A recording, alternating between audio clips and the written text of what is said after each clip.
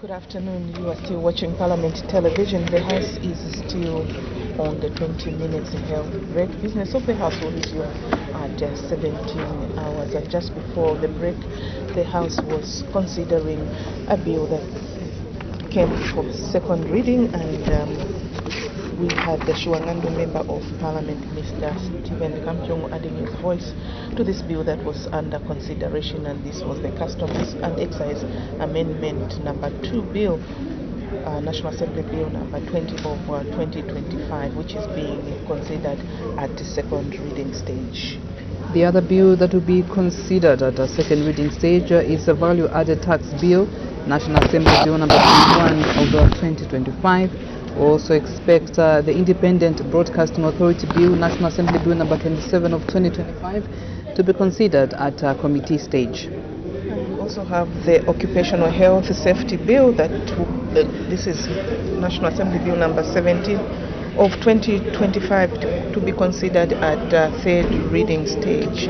And after that, we expect the House to resume the Committee of Supply to consider the estimates of revenue and expenditure, including capital and constitutional and statutory expenditure. And this is committee work, and the heads to be considered: Head 01, Office of the President, State House; Head 2, Office of the Vice President; Head 3, the National Assembly; Head 5, Electoral Commission of Zambia; Head 6, Civil Service Commission; Head 7, Office of the Auditor General; Head 8, Cabinet Office; Head 9, Teaching Service Commission; Head 19, Disaster Management and Mitigation Unit; Head 26, Ministry of Information and Media; and Head 27, the Public Service Management Division; and Head 44, Ministry of Labor and Social Security. So those are some of the heads that are expected to be considered when the House resumes the Committee of Supply. We cross back to the floor of the House. Good afternoon.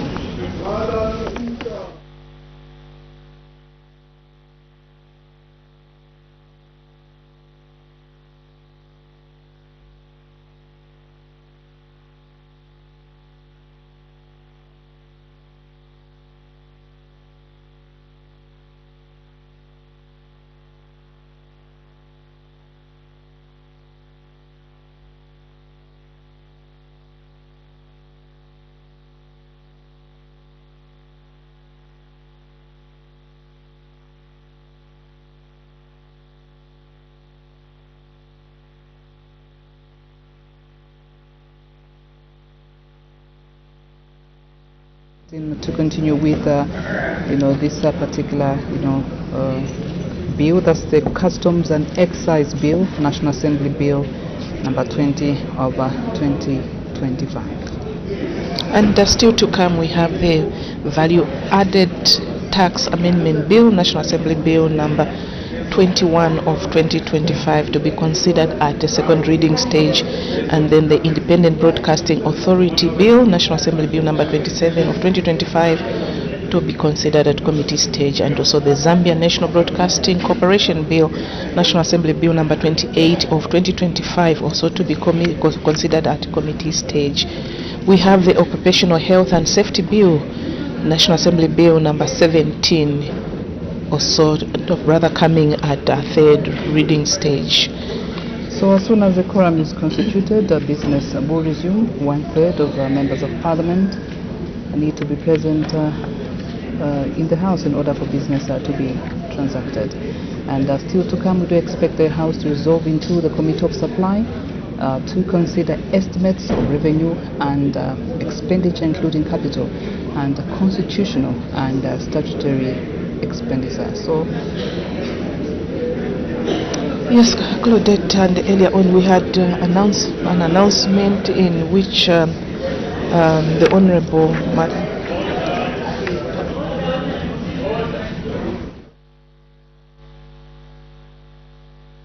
Business was suspended. The House was considering the report of the Committee on Planning and Budgeting on the Customs and Excise Amendment number 2 bill, National Assembly Bill number 20 of 2025. And the Honorable Member for Shiwangandu was debating. May the Honorable Member continue?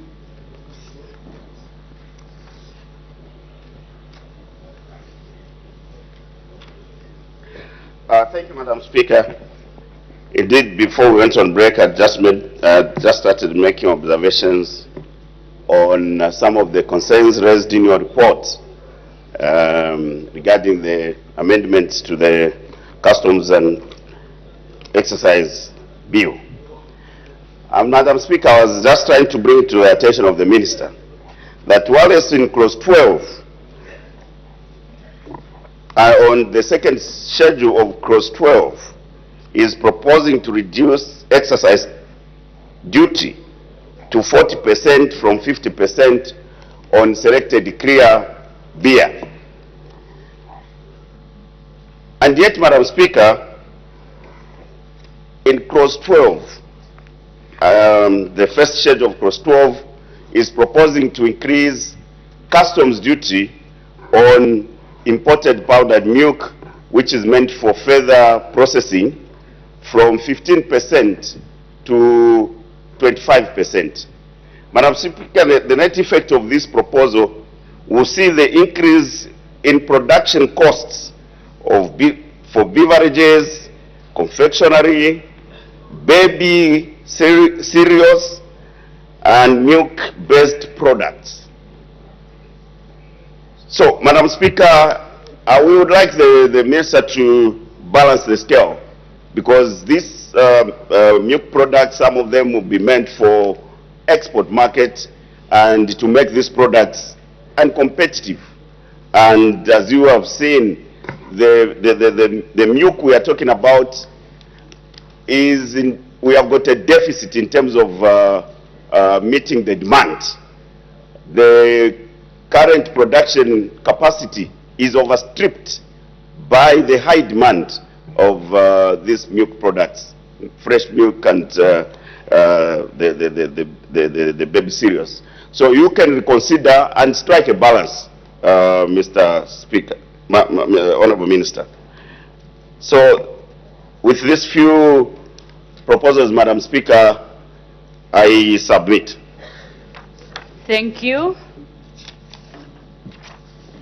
Honorable members, I have an announcement to make. Honorable members will recall that the consideration of the Constitution of Zambia Amendment Bill, National Assembly Bill number 7 of 2025, was deferred on 26 June 2025.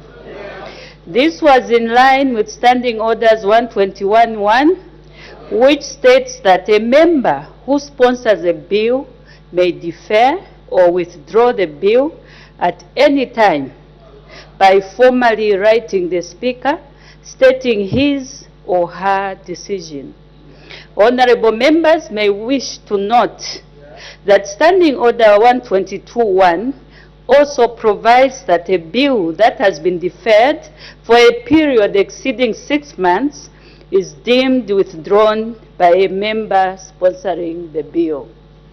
In this regard, I wish to inform the House that I have received communication from the Honorable Minister of Justice indicating that the Minister now seeks the House immediately resumes consideration of the bill.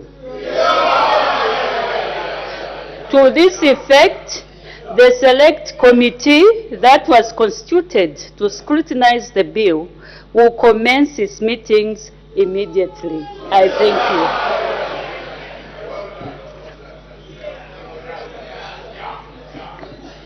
Thank you. Order. We continue with the debate on the bill. The Honorable Member for Kanyama.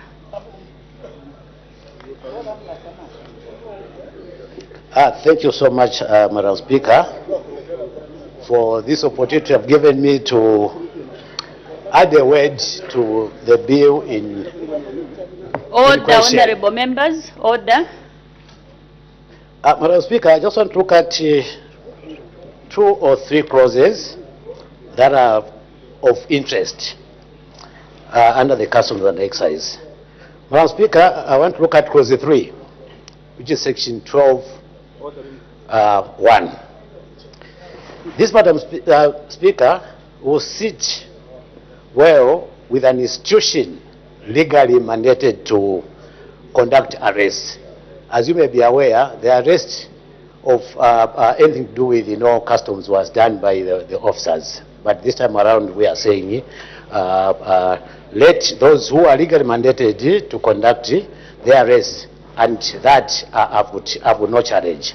However, Madam Speaker, the other concern that I have is the fact that if you look at customs is somehow technical, and there are a number of issues that take place. We're looking at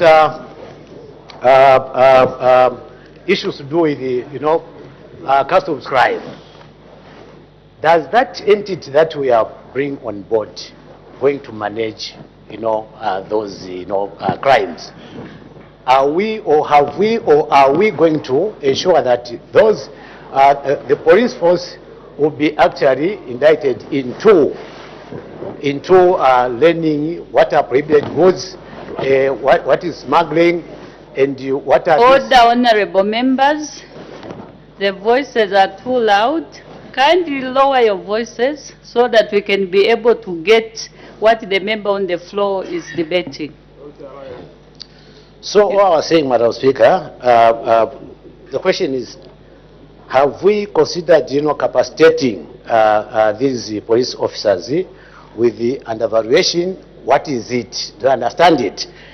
Smuggling, including prohibited goods, what are these? So not until, Madam Speaker, we do sensitize or train these officers, are we going to achieve this that we want to achieve. Failure to which, this is the more reason why you realize that each time we make a beautiful law like this one, which is very, very excellent, you find you are still at the same page. You are not progressing. So that is my concern on that one. Coming to clause 5, which is section 56, this is where the Commissioner General is mandated to administer, the agent's bond and the like. Madam Speaker, what used to happen is, the moment you do an importation, be it, are you taking goods into bond or in transit, there are certain, institutions, government institutions, that would also be attached to that, which they would ask for some levies of some kind. Now, here are the items that are put in bond. Then from there, these items, for whatever reasons, and I know what goes on, at times they just disappear. And then there's a bond that the Commissioner General will exclude so that, taxes are secured. Now, what will happen is, the concentration will only be with the customs duty, could be 10%, then the VAT, and it ends there. Now, what happens to those institutions like the ZAMs? Revenues or levies were never collected. So this will empower the CG to ensure that all the levies, all the taxes are actually brought into account, and that relevant institution benefits to this. The other issue, maybe the final issue, is clause 6, Madam Speaker, where we are talking about using the FOB value to ensure that the taxable value reflects the free market. We are looking at on export. We are looking at which should be the point of how do I put it? We are looking at exporting goods from the port of place of discharge and or the exit point, which is the border. This one, Madam Speaker, more especially where minerals are concerned, I'm happy that we have come up with the Minerals Regulation Commission that is going to determine how much what is the value of these minerals that are being exported, and by so doing, whereas the ZRI will be able to institute the values and the duties that are collected. However, I want to look at monopoly. Monopoly in the sense that if you look at the Minerals Regulation Commission, is mandated to issue a certificate to ensure that, to say this is the value that needs to be considered. Now, the danger that is there is that is prone for abuse. And we are talking about corruption. Now, why can't you also consider that we have got these trained officers who are trained on how to get the values that will be put so that the value it becomes the VDP, value for trade purposes or export purposes. So for me, I would have loved to see a situation where even officers are mandated or are encouraged to also do an independent, valuation, so that it will provide checks and balances to the minerals and the commission itself. So leaving it to that, then, Madam Speaker, that may be prone for abuse. Otherwise, with those few remarks, I want to support the amendments to the Customs and Excise Act, and I wish everyone to support it. Madam Speaker, I thank you. The Honourable Member for Chama South. The last member. Thank you, Madam Speaker. Madam Speaker, this bill seeks to amend, I think, two items, which is the powdered milk imported for resale from 25% to 40%. Then another item that it seeks to make tax changes is the clear beer. I'll start with the clear beer. Madam Speaker, it is our submission on behalf of people of Chama South that this percentage that you are making a reduction, Honourable Minister, it should have been the other way around. We need almost maybe 100% tax on clear beer. And these are the reasons, Honourable Minister.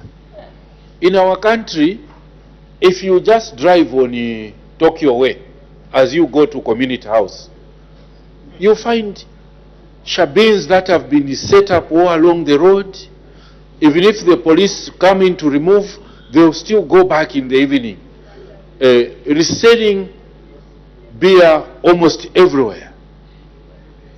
And what type of a nation are we building if this alcohol can be sold almost everywhere in whatever packaging it comes? So for me, one of the ways that we can restrict, particularly the young ones, from accessing this clear beer is by imposing more taxes as opposed to reducing. If possible, no one will die. It's just the effect on the economy, Honourable Minister. If we completely eradicate beer from our country, no one will die. Instead, we are likely to have health people, health nation, but economically, I know people are saying that's an industry. On the milk, I have the following comments, Madam Speaker. Much as this reason that has been given by your committee that this increment will protect small-scale dairy farmers, we have to be very careful, Honourable Minister. Instead, we can have a sharp rise in prices of goods and services that are directly linked to this powdered milk. For example, do we have statistics how many liters we produce as a nation? And what is the demand? The report should have included that information, Madam Speaker. The committee that was chaired by our honorable member for Momba should have sought to understand what is the demand levels for milk consumption, both directly or through associated products, and what impact will this increase have on those products. Otherwise, Madam Speaker, tomorrow we might just wake up to a situation where biscuits that are produced by our local manufacturers, which almost maybe 100% I'm sure are dependent on this powdered imported milk, which is reconstituted, we end up doubling the price, and you know what sustained increase in prices means. This can trigger or can be a contributing factor to inflation. Madam Speaker, I therefore request probably a comment from the Minister. What measures have been put in place to address such effects, including, if possible, information on milk consumption? Should it come out that our dairy farmers at the moment are capable to give us our dairy needs?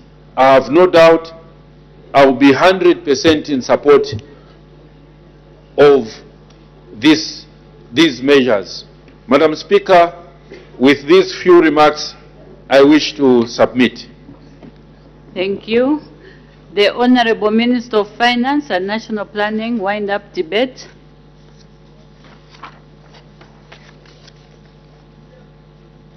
Thank you, Madam Speaker. Allow me to commend the committee for its thorough and objective analysis of the bill. I also extend appreciation to all the stakeholders who made submissions to the committee.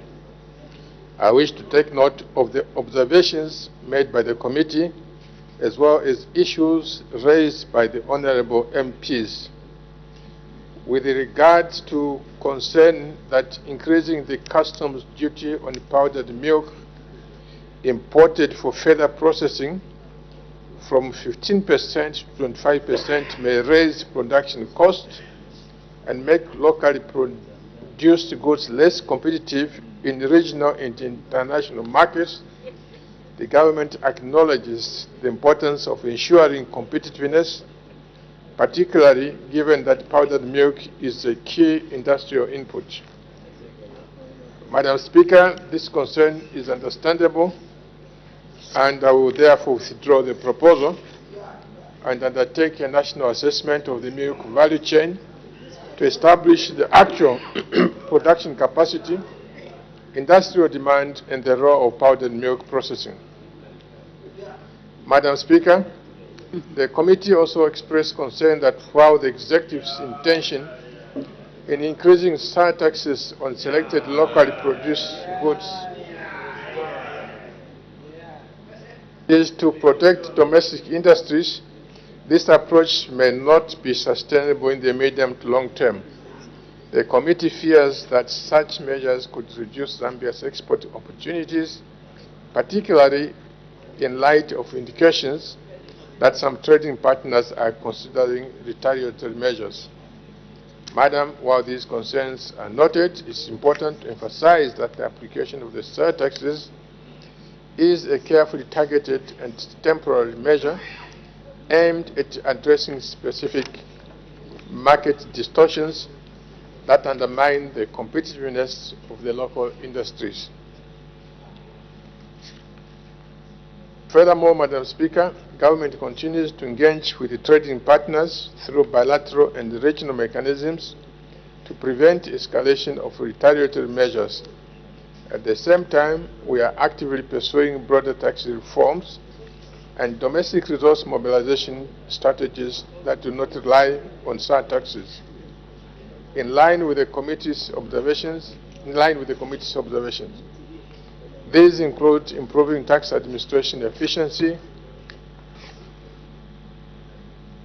Madam Speaker, the Executive is committed to ensuring that any revenue measures adopted promote industrial growth, uphold Zambia's trade competitiveness, and preserve constructive relations with our trading partners. Madam Speaker,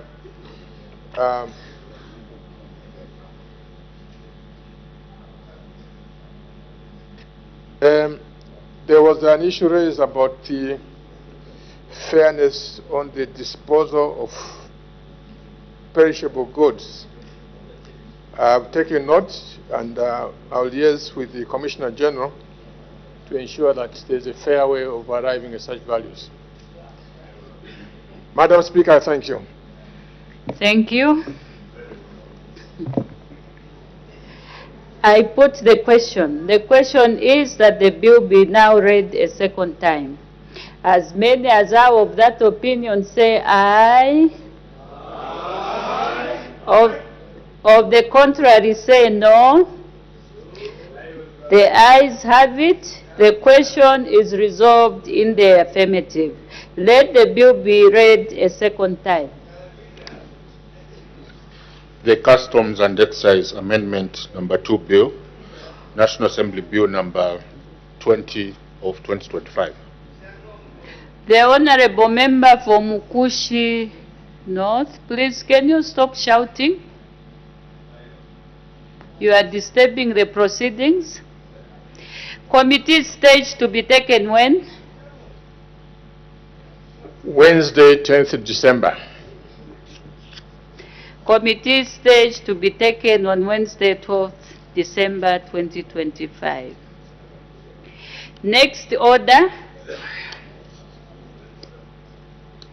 The Value Added Tax Amendment Bill, National Assembly Bill number 21 of 2025, second reading. The Honorable Minister of Finance and National Planning. Madam Speaker, I beg to move that the bill be read a second time.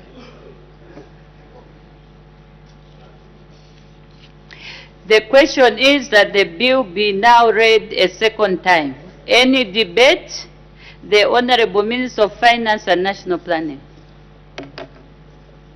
Madam Speaker, the bill before this House is principally seeking to amend the value-added tax so as to provide for remission of unrecovered tax, fine, or interest due. Madam, this bill is straightforward and I commend it to the House. I beg to move.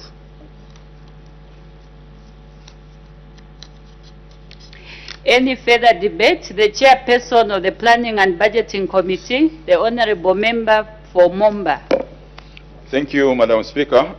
Madam Speaker, in accordance with its terms of reference, understanding Order 204, number 4D of the National Assembly Standing Orders 2024, the Planning and Budgeting Committee was tasked to scrutinize the Value-Added Tax Amendment Bill, National Assembly Bill number 21 of 2025, for the 5th session of the 13th National Assembly. In undertaking this task, Madam Speaker, the committee engaged a broad range of stakeholders, including state and non-state actors. Madam Speaker, the Value-Added Tax Amendment Bill seeks to modernize the framework for writing off irrecoverable VAT debts. Currently, Madam Speaker, the law allows the Minister of Finance and National Planning to write off only the principal tax amount, and only after all collection options have been exhausted. The bill expands this authority to include writing off tax interest and fines, and provides a clear process for dealing with long outstanding VAT debts. Madam Speaker, stakeholders welcomed the bill as a practical and timely reform. They noted that irrecoverable VAT debts, some of which dates back many years, impose an administrative burden on the Zambia Revenue Authority and distort the accuracy of revenue accounts. By providing a structural framework, Madam Speaker, for cancelling unrecoverable tax debts, the bill will help maintain cleaner tax records, focus collection efforts on debts that can be recovered, and improve the overall efficiency of tax administration. However, Madam Speaker, stakeholders also raised several important concerns. They noted that while the bill provides for writing off tax debts, it does not include requirements for public disclosure or reporting of the amounts that have been written off. They cautioned that without transparency, there is a risk that the power to cancel debts could be abused inconsistently by the Minister and the Commissioner General. Madam Speaker, the committee observes that the bill does not provide for any formal reporting or public disclosure of decisions to write off tax debts. The committee is of the view that transparency is essential to ensure that the cancellation of tax debts is applied fairly and consistently, and that the process is not used to favor specific taxpayers. In this regard, Madam Speaker, the committee recommends that the bill should be amended to include clear measures that promote transparency, such as the periodic publication of data on tax debts written off, with justifications for each case and enhanced oversight for significant write-off decisions. Madam Speaker, the committee also observes that there are currently insufficient internal controls within the Zambia Revenue Authority to ensure that tax debts or write-offs is used appropriately. Without robust safeguards, Madam Speaker, there is a risk that this power could be abused to conceal weaknesses in tax collection. Therefore, the committee recommends that the Zambia Revenue Authority should put in place strong internal control mechanisms, including clear reviews and approval procedures to uphold fairness, consistency, and accountability in the process of cancelling tax debts. Madam Speaker, the committee further observes that the bill does not define key terms such as insolvency, inactivity, and cost of collection, even though these terms form the basis for decisions to write off tax debt. The committee is concerned that without clear definitions, the process could become inconsistent and lead to disputes between taxpayers and the Zambia Revenue Authority. In this regard, Madam Speaker, the committee recommends that the bill should be amended to include definitions of these terms to enhance predictability, promote consistency, application of the law, and improve administrative efficiency. Madam Speaker, as I conclude, allow me to place on record the committee's gratitude to all the stakeholders who made submissions to the committee. The committee also extends this sincere appreciation to you, Madam Speaker, and to the Clerk of the National Assembly for the guidance and support rendered throughout this process. Madam Speaker, I thank you. Thank you. Any further debate? The Honourable Member for Chibwemwe. Thank you very much, Madam Speaker. VAT Amendment Bill number 21, Madam Speaker, to provide for remission of unrecovered tax, fines, interest, and the reasons, Madam Speaker, one of them is deceit supplier, which is making so much sense. Inactivity, Madam Speaker, of a company, Madam Speaker, for 10 years, it's also making sense. Insolvency, Madam Speaker, this brings a lot of question marks. What type of insolvency are we looking at, Madam Speaker? Is it cash flow insolvency, balance sheet insolvency? Madam Speaker, is it that perhaps some companies are trying to take advantage and get into insolvency after having accumulated that such debt? That's why, Madam Speaker, if you listen to your committee's report, it says there should be clear definition of insolvency. Madam Speaker, coming next year, this time, Madam Speaker, we should brace ourselves because most companies are going to fold and the insolvency, Madam Speaker, will be real. Reasons, Madam Speaker, is because of the introduction of the MAT tax. Madam Speaker, that 1% on companies that are not making any profits, Madam Speaker, will probably take them under. Madam Speaker, another one is the suspension of the withholding tax agency. I don't know whether the Minister of Finance and the Director General have actually been to the Copper Belt to see that people are actually struggling and their accounts, Madam Speaker, in red, looking like they're not paying on time simply because the mines are not paid. Madam Speaker, this is not a hidden secret. Everybody knows that, Madam Speaker, the mines and the government are culprits. They were tax agents, Madam Speaker. They failed to give money to ZRA on time. And Madam Speaker, I don't know why ZRA and the Minister of Finance believe that things will change if you put an honest supplier and contractor. But Speaker, suppliers and contractors are failing to do that. And where's still, Madam Speaker, because they cannot actually access their tax clearance certificate, because, Madam Speaker, their account is in red. So, Madam Speaker, I know that next year this will work, so obviously maybe this bill will help them. But I hope the Minister and ZRA will look into it. Madam Speaker, let's look at public disclosure. It's true, Madam Speaker, there should be public disclosure. Because, Madam Speaker, we know that a lot of people start accusing, especially the Director General of ZRA, why has he actually looked at this company and not at a company. But Speaker, it could be a company of a politician like me. But Speaker, if I qualify, Madam Speaker, let me have it let me also benefit from the amendment. But Speaker, there should be disclosure so that everybody knows that it's done perfectly clearly and nobody has to worry about it. But Speaker, let's look at the misuse of the remission powers. Yes, but Speaker, this will be done by human beings. Sometimes, Madam Speaker, we may think they're misusing it, Madam Speaker, perhaps they're looking at one or two things. Obviously, Madam Speaker, if my colleague having a similar problem like a debt with ZRA, Madam Speaker, has his debt, Madam Speaker, written off, and my, Madam Speaker, isn't, and yet we're going through the same problems, Madam Speaker, and the programs, Madam Speaker, and everything that we've afforded them is the same, Madam Speaker. That, Madam Speaker, will bring in confusion. Madam Speaker, let's look at the last one, Madam Speaker, is... let's look at the last one, Madam Speaker, is your committee report says, Madam Speaker, up-to-date records. Madam Speaker, ZRA records are never up-to-date, Madam Speaker. Most people, Madam Speaker, that have issues with ZRA, especially where it comes to debt.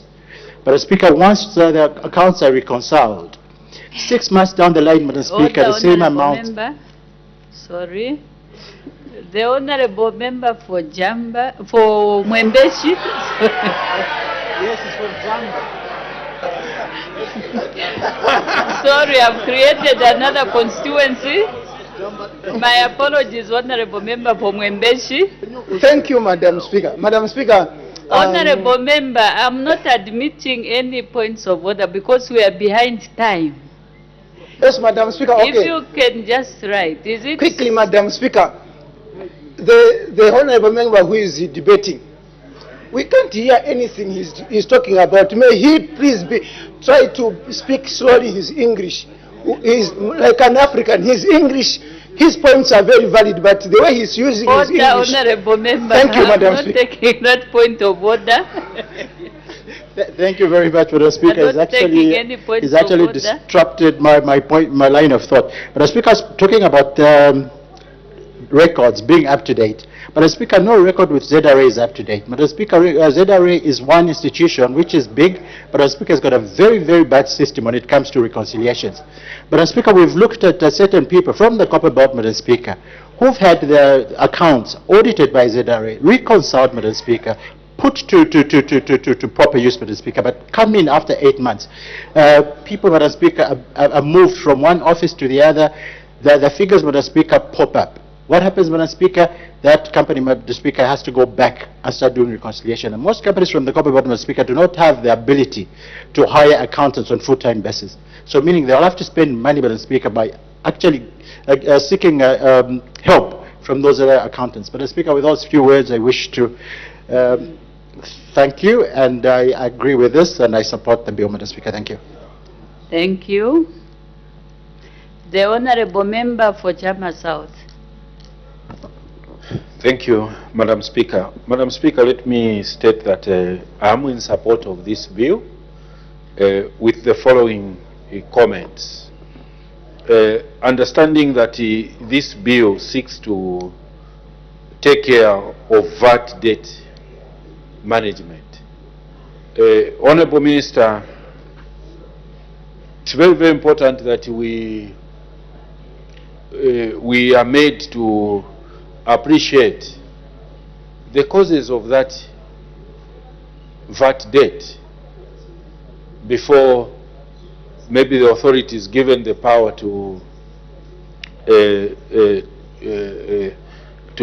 cancel or write off. Madam Speaker, if we don't do that, we risk promoting certain very bad behavior by taxpayers. There are many reasons why at times companies can accumulate this VAT debt. Among them, it could be they are passing through very difficult financial situation. At times, it can be an accounting error, or indeed, for investment purposes. They would like to reinvest the money and ignore paying ZRA. Unless that analysis is well understood and definitions, frameworks put in place to ensure that this debt is not deliberately accumulated, hoping to be at one point be cancelled or written off. Your report has stated or raised concern to do with the administrative powers that will be given to ZRA officials who will decide which company or which debt, VAT debt, should be written off. I'm very confident that the Honorable Minister will be able to give us a comment to do with the prevention of abuse by those that will be charged with that responsibility, so that this VAT debt is not made to disadvantage the treasury of our country today and in future. With these two comments, Madam Speaker, I must mention that we are in support of this bill. I submit. Thank you. That is a good example of not using all the minutes. You go straight to the point. The Honorable Member for Chirubi.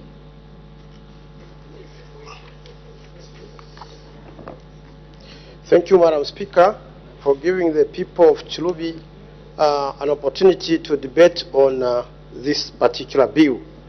Madam Speaker, the issue that we are talking about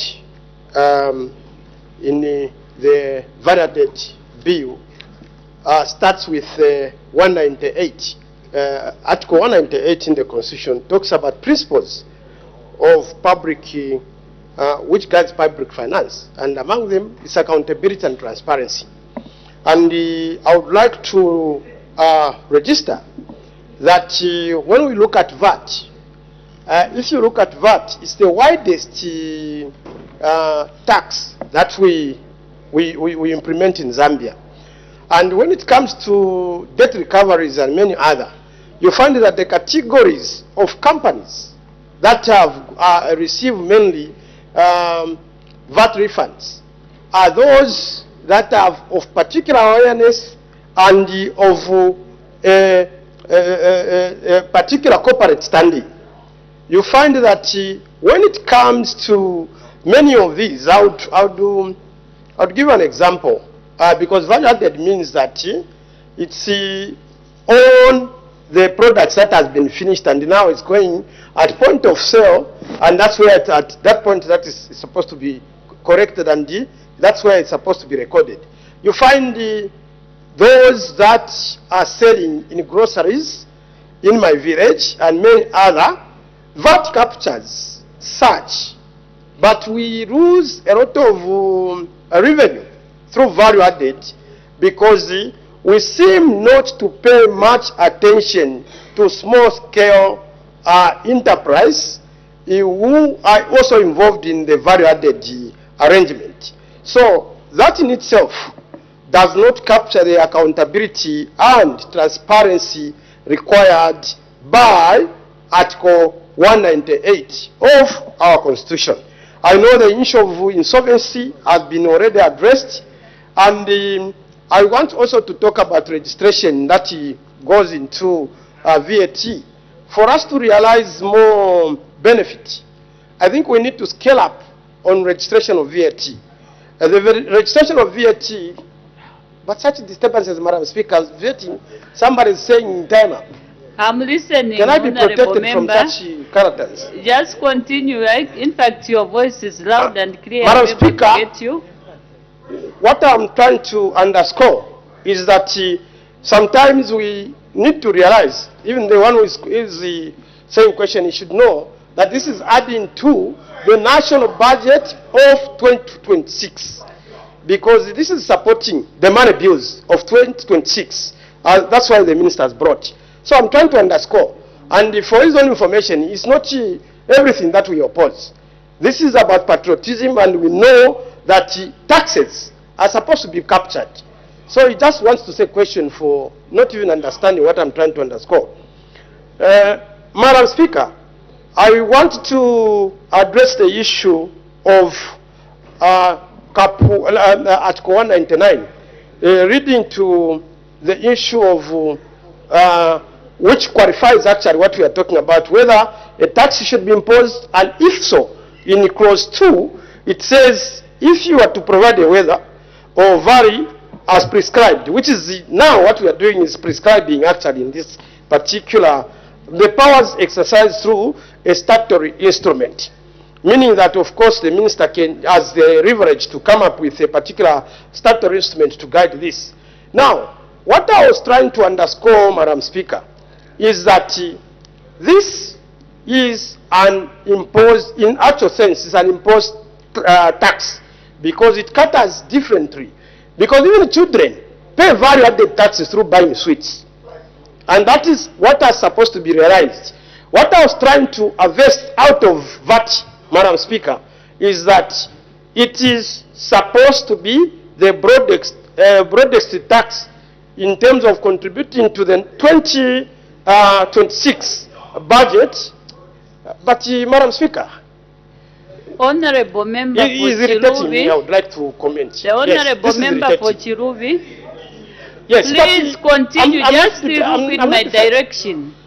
Just look in my direction. Madam Speaker, even when I look in your direction, my photo has already been disturbed. There is what we I call think the member of Kaputa can continue where I ended, Madam Speaker. Order. Yes. The Honorable Member for Chiruvi, I'm sure you know that there are some words that are they are allowed to be used in the House, such as question and so forth. Those words are allowed to be used in the House.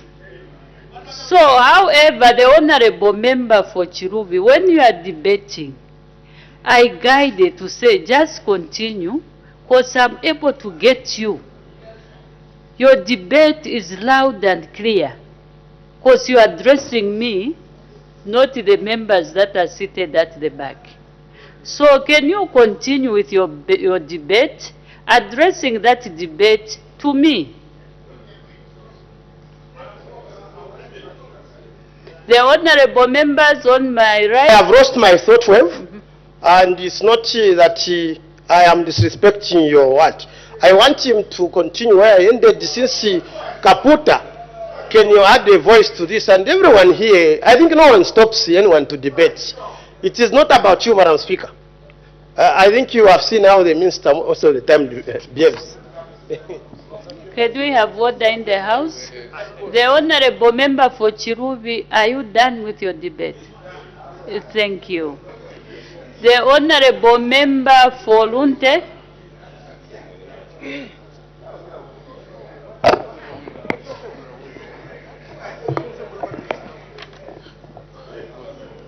Madam Speaker, I wish to support the enactment of this bill. If you have the power to cancel the principal amount, you should have the power to cancel interest and also the power to cancel fines. To continue expecting money or accounting for money which will never come is imprudent.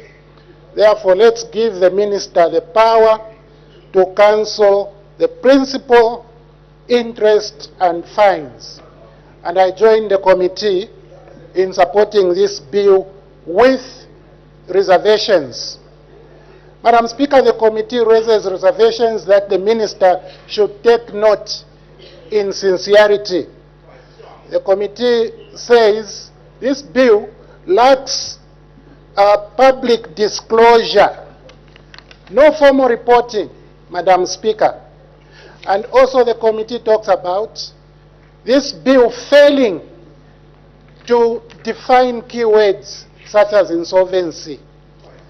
Madam Speaker, if the bill does not provide for formal reporting to the public, it means that the public will not know who has benefited from the minister's discretion. This is a public undertaking.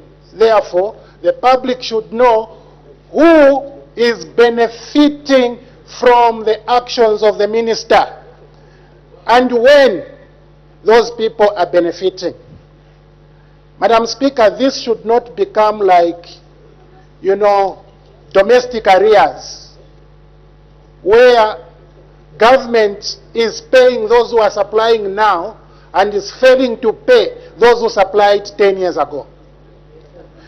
Madam Speaker, if you provide mechanisms for disclosure, this improves accountability on the part of the actions of the minister. The public should know why these particular people or companies have been given these concessions. Madam Speaker, the minister may ignore to tender as to why he is giving these incentives to certain taxpayers if he is not compelled to disclose who is, when and why, and what are the relationships. You will find that, like what happened at ZAMSA, Madam Speaker, where we were told, no, you can't even supply medicine here unless you are cleared and we know by who. So if this becomes a problem, even in the cancellation of taxes that are past due, then the governance breaks down completely. Madam Speaker, we all know that it is important for the people of Zambia for the governance system not to entirely collapse. We know the extent to which it has collapsed, but the limited portion that is remaining must remain standing, Madam Speaker. This is why I want to join the Committee of the National Assembly in insisting that we have no choice but to add to this bill a procedure for the minister to disclose who is giving these benefits and why, when, so that it is clear that, in fact, a principle is applied over all other considerations.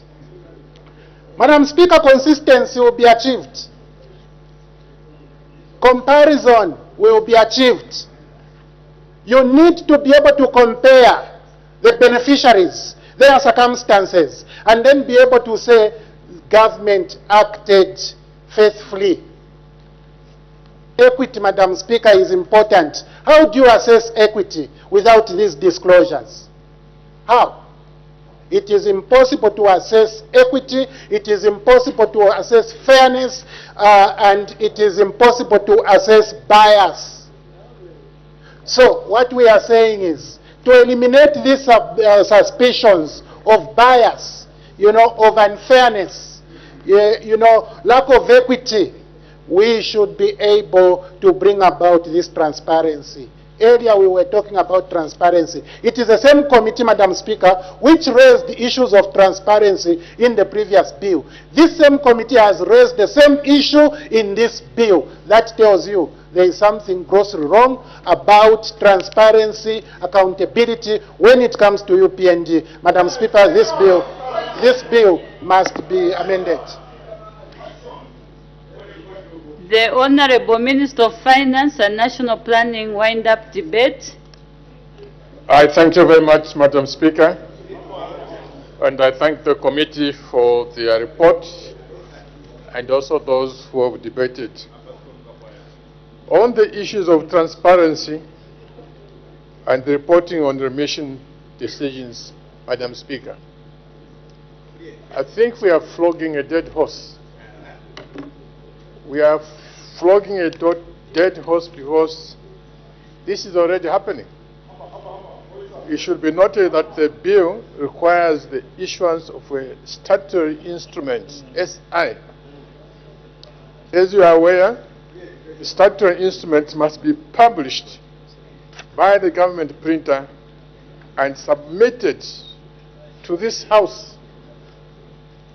Not just printed and published, but the SIs must be submitted to this House within 28 days for consideration by your own committee, the Committee on Delegated Legislation.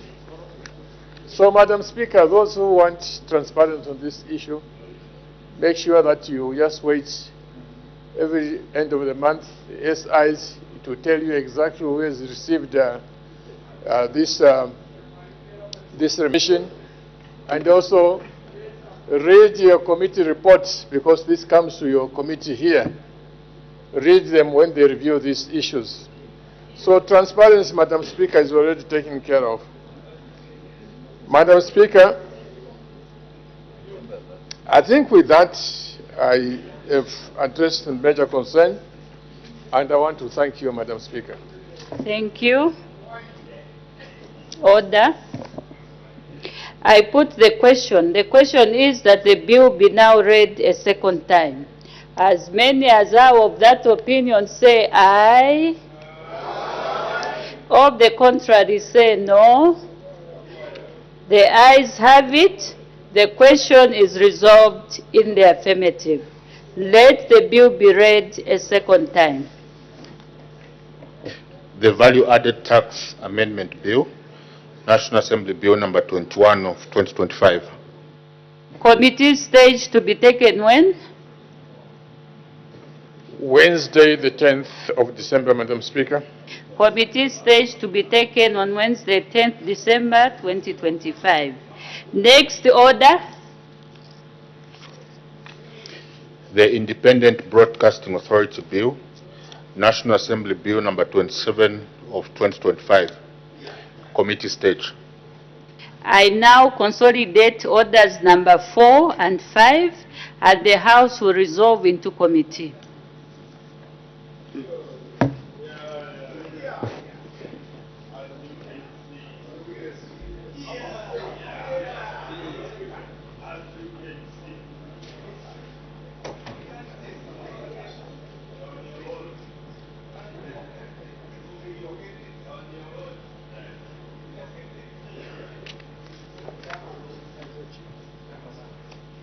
The Independent Broadcasting Authority Bill, National Assembly, Bill number 27 of 2025. Clause 1, short title. Any debate and objection? Clause 1 is agreed to. Clause 2, interpretation. Any debate and objection? The Honorable Minister of Information and Media. I beg to move that clause 2 be amended with the words as circulated. The question is that clause 2 be amended with words as circulated. Any debate and objection? Amendment is agreed to. Clause 2 as amended. Any further debate?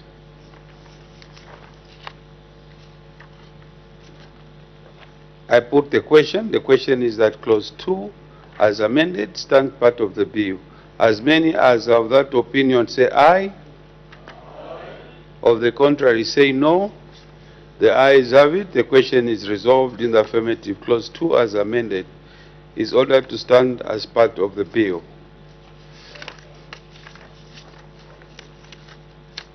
Clause 3, non-application of Act. Any debate, any objection?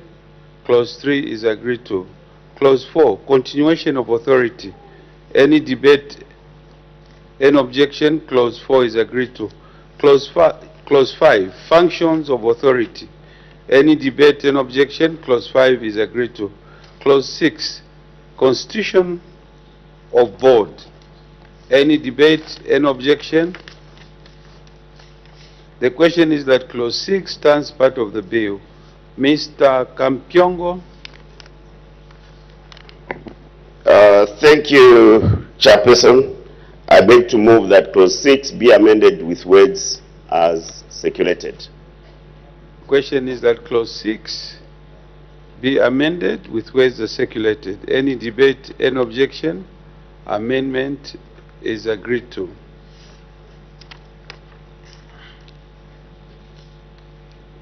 I put the question. The question is that clause 6 as amended stands part of the bill.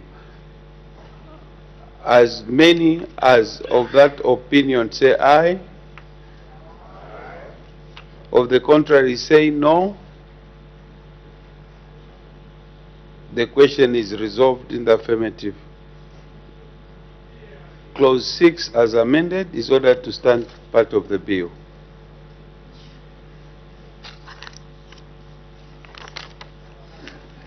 Clause 7, functions of board. Any debate, any objection?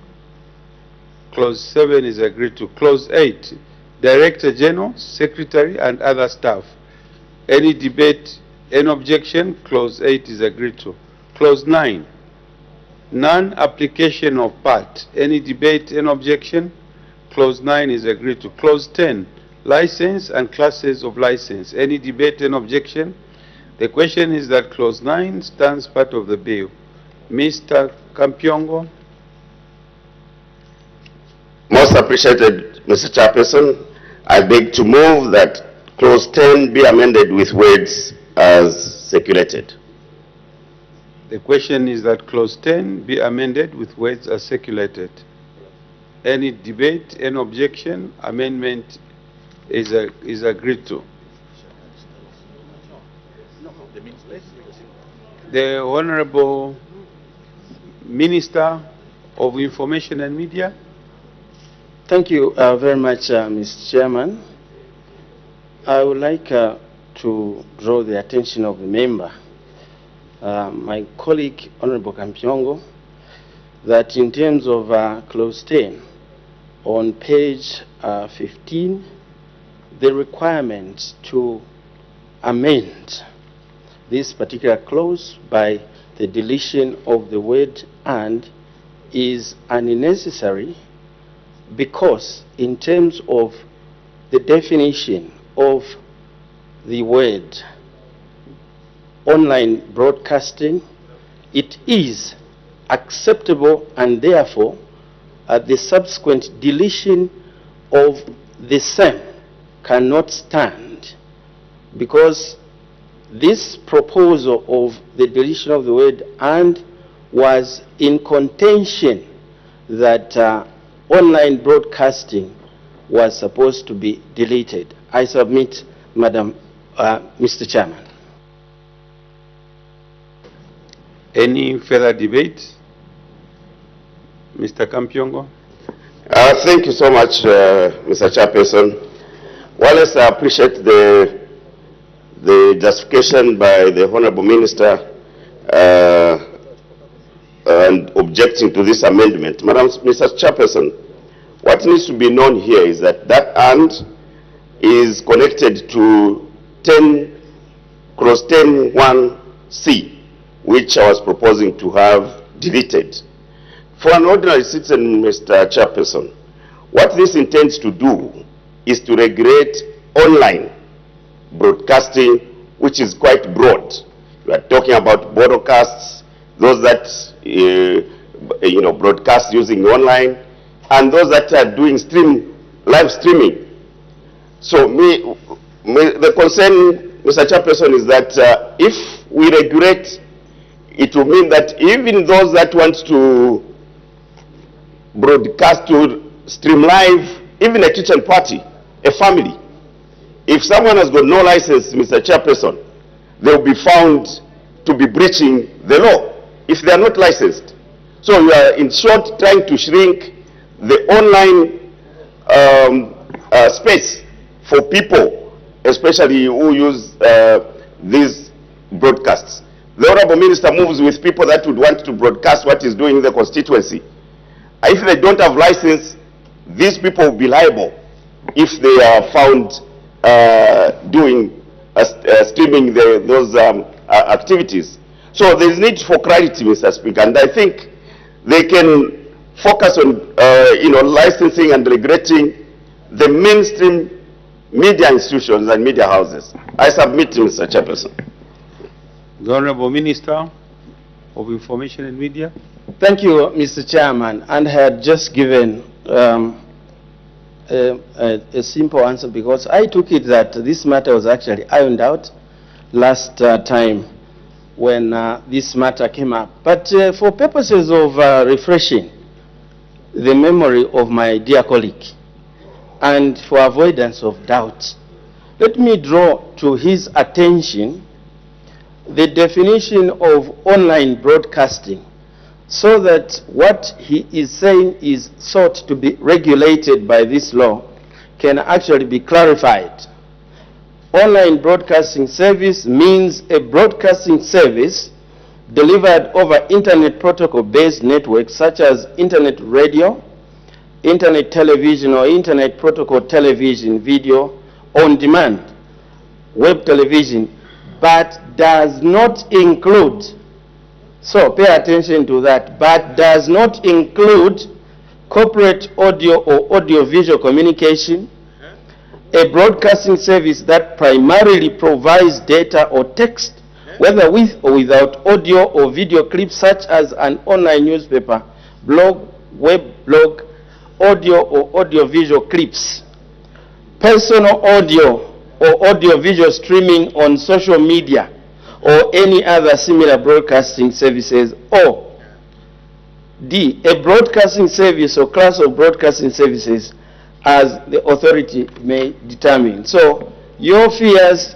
are already catered for because they fall within the exclusion or the clawback clause of the particular provision. I thank you, Mr. Chair. I put the question. The question is that clause 10 as amended stands part of the bill. As many as of that opinion say aye. Of the contrary say no.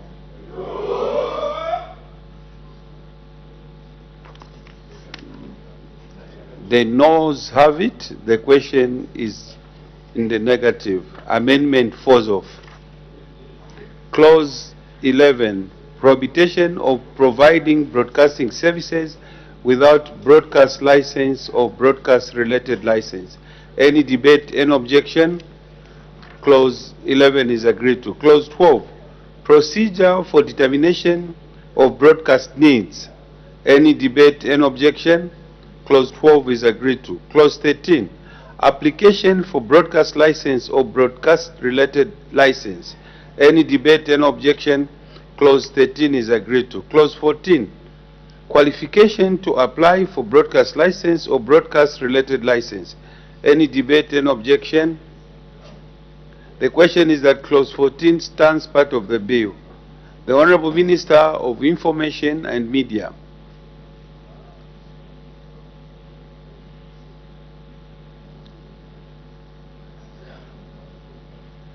Mr. Chairman, I beg to move that Clause 14 be amended with the words as circulated. The question is that Clause 14 be amended with words as circulated. Any debate, any objection? The amendment is agreed to. Clause 14 as amended. Any further debate? I see none. I put the question. The question is that Clause 14 as amended stands part of the bill.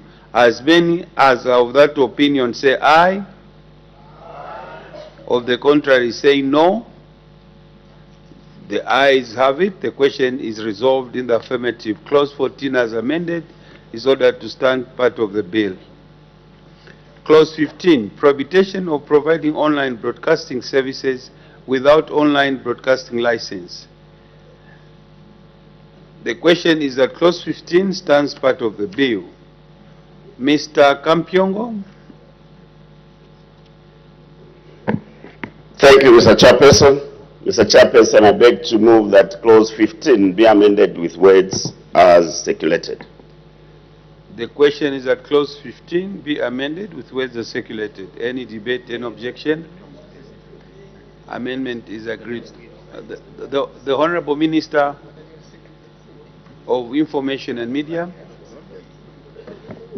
Thank you, Mr. Chairman. Mr. Chairman, you will note that as a result of the retention of this particular previous proposal to delete the provision relating to online broadcasting, therefore, this particular proposal, and I think one or two that will follow, equally fall out because they are relating to a matter which has now taken preeminence as already provided. I thank you, Mr. Chairperson.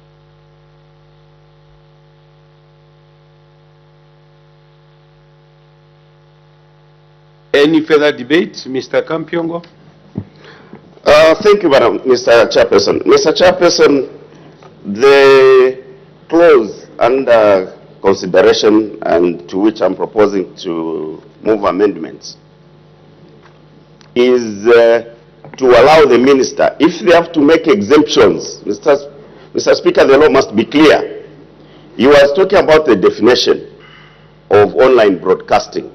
And if there are no provisions or exemptions, there's a likelihood that those who are going to be enforcing the law could pounce on anyone, if it's not clear in the law, Mr. Speaker. Further, I'm also concerned about clause 15(2), where it's proposed that a person who contravenes subsection 1 commits an offense and is liable on conviction to a fine not exceeding 500 penalty units or imprisonment to a term of not exceeding 5 years of both. Mr. Chairperson, this is extreme. The punishment that you are prescribing for these just breaches, Mr. Chairperson, could be a threat to the media fraternity. And I'm proposing that the minister revisit these proposed punitive measures that is proposing. He can either opt for administrative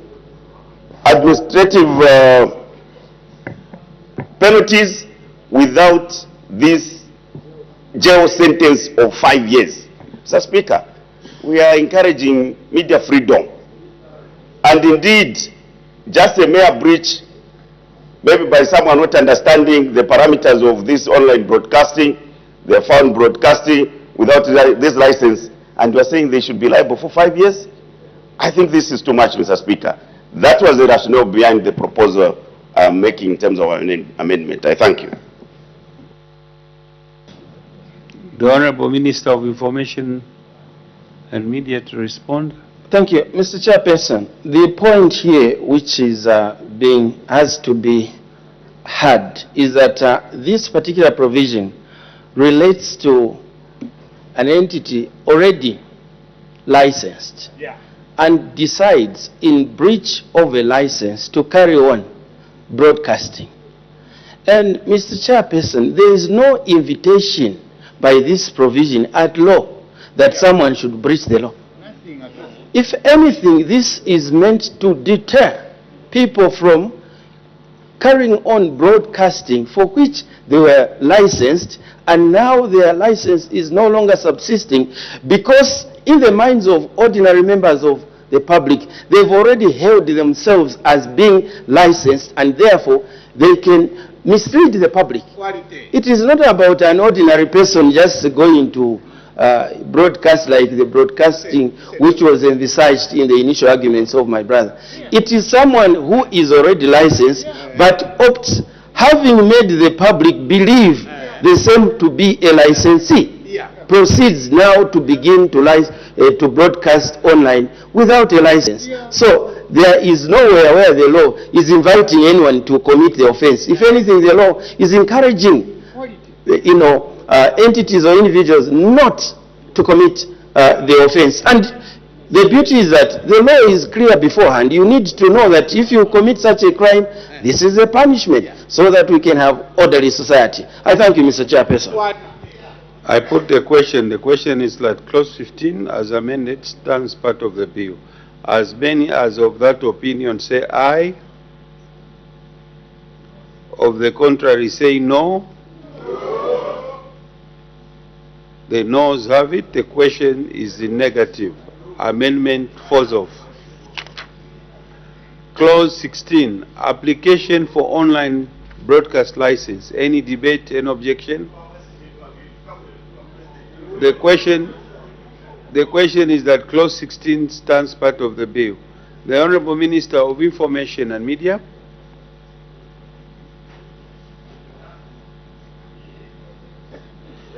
Mr. Chairperson, I beg to move that clause 16 be amended with words as circulated. The question is that clause 16 be amended with words as circulated. Any debate, any objection? Amendment is agreed to. Clause 16 as amended. Any further debate? Mr. Kampyongo? We are teaching you respecting. Mr. Chairperson, I beg to move that clause 16 be amended with words as circulated.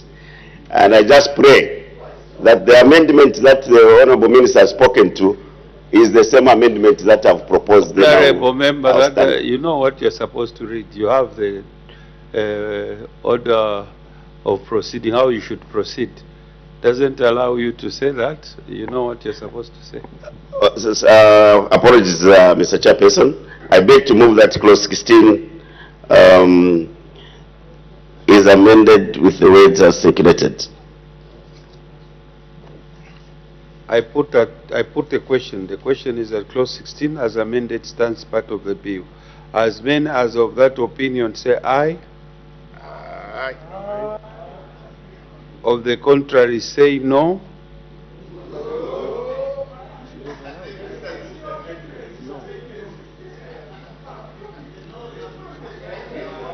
The procedural matter, Mr. Chairman. What did you say, Honourable Minister? Mr. Chairman, the amendment was already moved by myself, and therefore the honourable member would not move an amendment which has already been moved. That is the precedent of this House, because the amendment was already moved. By being moved by ourselves, it means such an amendment is already agreed by ourselves. So how can we move an amendment which we are moving ourselves? How? No, you are the one that is moving the amendment. You are the one that is moving the amendment. So you have to move it through the House. You need the support of the House. Maybe you didn't hear the question. I rephrased the question. I put the question. So, honourable members, you should be attentive. Be very attentive. It's the Minister, order, Honourable Chisanga. If it's the Minister moving the amendment, you have to be attentive. It's the other side, you have to be attentive, because my role is just to read. So I put the question. The question is that clause 16 as amended stands part of the bill. As many as of that opinion say aye. Aye. Of the contrary say no. The ayes have it. The question is resolved in the affirmative. Clause 16 as amended is ordered to stand part of the bill. Clause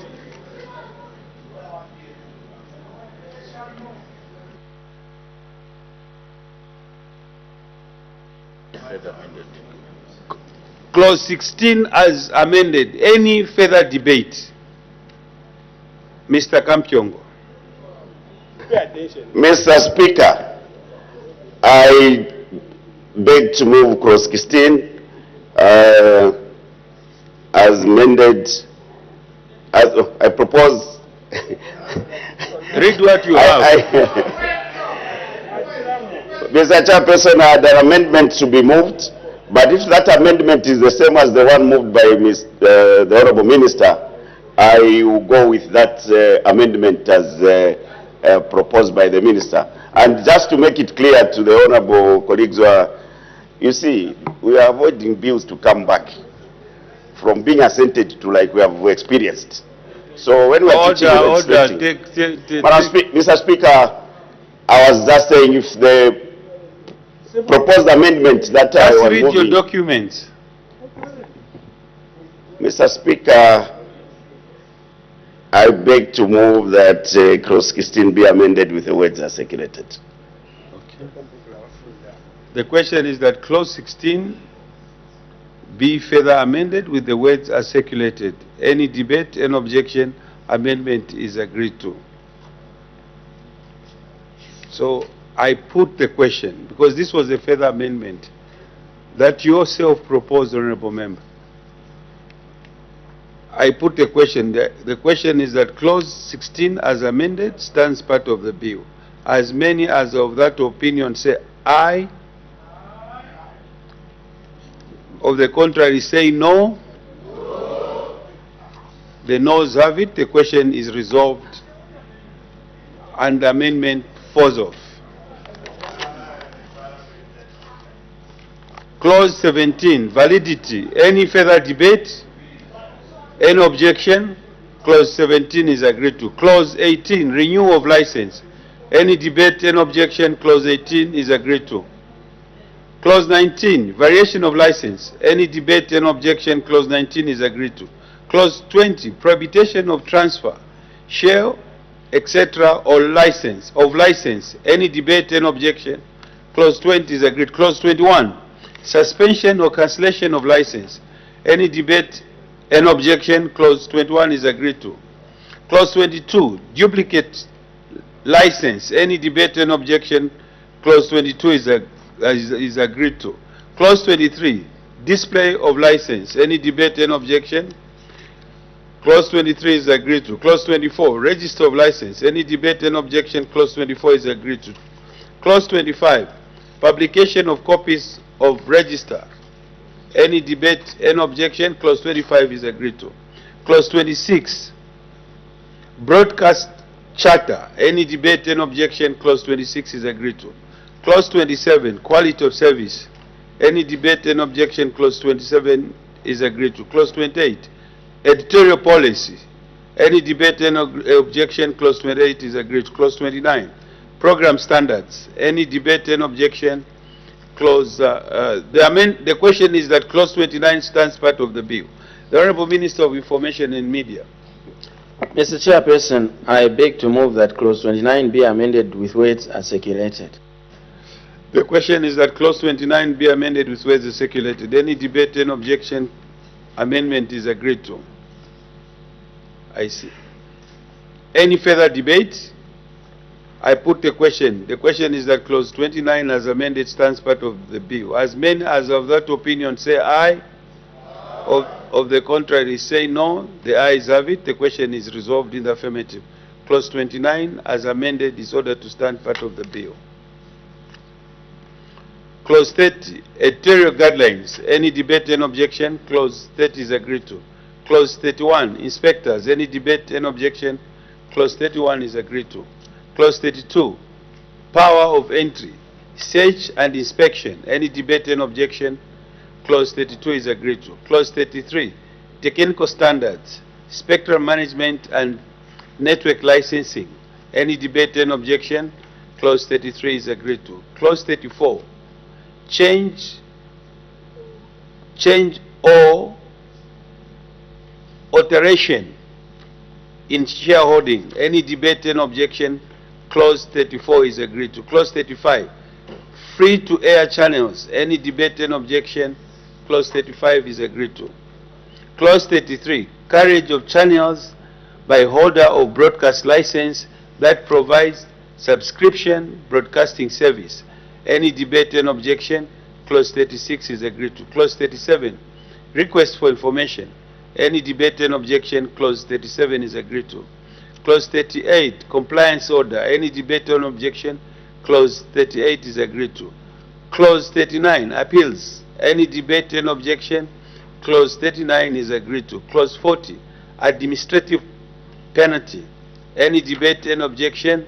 Clause 40 is agreed to. Clause 41, guidelines. Any debate and objection? Clause 41 is agreed to. Clause 42, regulations. Any debate, any objections? Clause 42 is agreed to. Clause 43, repeal of Cap 171 and savings and transitional provisions. Any debate, any objection? Clause 43 is agreed to. General amendment. Mr. Kampyongo.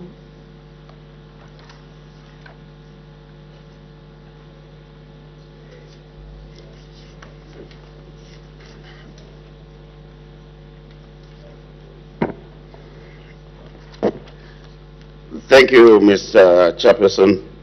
Mr. Chairperson, I beg to move that the bill be amended with the words as circulated.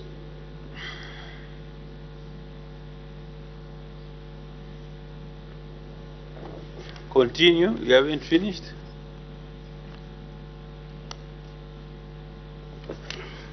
The bill be amended on page 17 to 26 with words as circulated. I beg your pardon, Mr. Chairperson. I beg to move that the bill be amended on page 17 to 26 with words as circulated. The question is that the bill be amended on page 17 to 26 with words as circulated. Any debate, any objection? Amendment is agreed to. The Honorable Minister of Information and Media.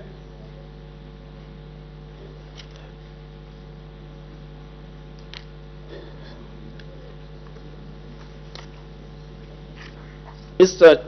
Chairperson, I wish to indicate firstly that such circulation was not shared, but then for the substance of the proceeding, in terms of amendment on page 17 to 26, it is not necessary because the renumbering that is being called for in terms of clauses 15 to 43 have already been taken care, because what had occasioned this proposal to amend was the contemplated deletion of the provision relating to online broadcasting, which has been maintained, and therefore the structure of the numbers remain in situ. I thank you, Mr. Chairperson. I put the question. The question is that the bill as amended on page 17 to 26 stands part of the bill. As many as of that opinion say aye. Aye. Of the contrary say no. The noes have it. The question is in the negative. Amendment falls off. First schedule on page 27. Any debate, any objection? First schedule on page 27 is agreed to. Long title. Any debate, any objection? Long title is agreed to. The bill will be reported to the House as having passed through the committee with amendments.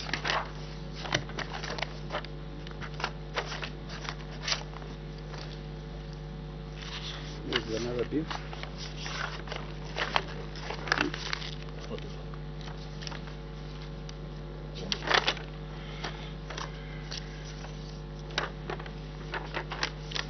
The Zambia National Broadcasting Corporation Bill, National Assembly Bill number 28 of 2025.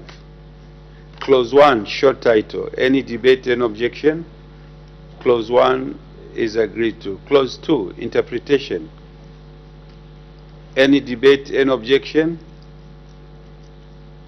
The question is that Clause 2 stands part of the bill. The Honorable Minister of Information and Media. Mr. Chairperson, I beg to move that Clause 2 be amended with words as circulated. The question is that Clause 2 be amended with words as circulated. Any debate, any objection? The amendment is agreed to. Clause 2 as amended. Any further debate? I see none. I put the question. The question is that Clause 2 as amended stands part of the bill. As many as of that opinion say aye. Of the contrary say no. The ayes have it. The question is resolved in the affirmative. Clause 2 as amended is ordered to stand part of the bill. Clause 3. Guiding principles and values of cooperation. Any debate, any objection, clause 3 is agreed to. Clause 4, continuation of cooperation. Any debate, any objection, clause 4 is agreed to. Clause 5, functions of cooperation. Any debate, any objection. The question is that clause 5 stands part of the bill. The Honorable Minister of Information and Media. Mr. Chairperson, I beg to move that clause 5 be amended with words as circulated. The question is that clause 5 be amended with words as circulated. Any debate, any objection? The amendment is agreed to. Clause 5 as amended. Any further debate? I see none. I put the question. The question is that clause 5 as amended stands part of the bill. As many as of that opinion say aye. Of the contrary say no. The ayes have it. The question is resolved in the affirmative. Clause 5 as amended is ordered to stand part of the bill. Clause 6, Board of Cooperation. Any debate and objection, clause 6 is agreed to. Clause 7, functions of board. Any debate and objection, clause 7 is agreed to. Clause 8, Director General, Secretary and other staff. Any debate and objection, clause 8 is agreed. Clause 9, establishment of staff-owned broadcaster. Any debate and objection, clause 9 is agreed to. Clause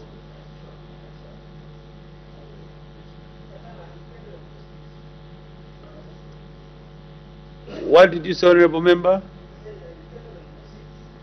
You indicated on what? Clause what? You indicated late, we made progress. I indicated immediately, you said. No, I didn't say it. It was, that's why I said 9. I didn't say anyone. Let's proceed, let's make progress. We're on clause 9, establishment of state-owned broadcaster. Any debate, any objection, clause 9 is agreed to. Clause 10, broadcast charter. Any debate, any objection, clause 10 is agreed to. Clause 11, charge of broadcast levy. Any debate, any objection, clause 11 is agreed to. Clause 12, appointment of agent. Any debate, any objection, clause 12 is agreed to. Clause 13, remittance of broadcast levy. Any debate, any objection, clause 13 is agreed to. Clause 14, information relating to broadcast levy. Any debate, any objection, clause 14 is agreed to. Clause 15, inspectors. Any debate, any objection, clause 15 is agreed to. Clause 16, power of inspectors. Any debate, any objection, clause 16 is agreed to. Clause 17, funds of corporation. Any debate, any objection, clause 17 is agreed to. Clause 18, financial year. Any debate, any objection, clause 18 is agreed to. Clause 19, accounts. Any debate, any objection, clause 19 is agreed to. Clause 20, annual report. Any debate, any objection, clause 20 is agreed to. Clause 21, editorial.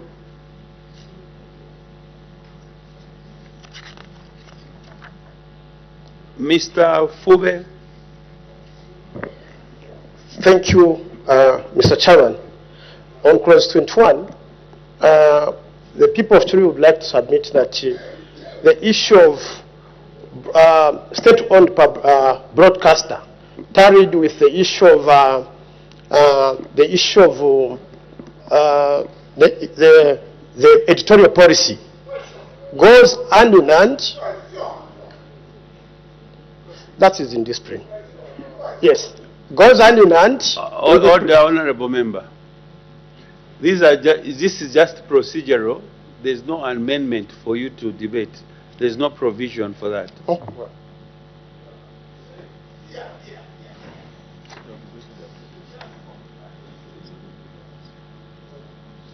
So, clause 21, editorial policy. Any debate, any objection?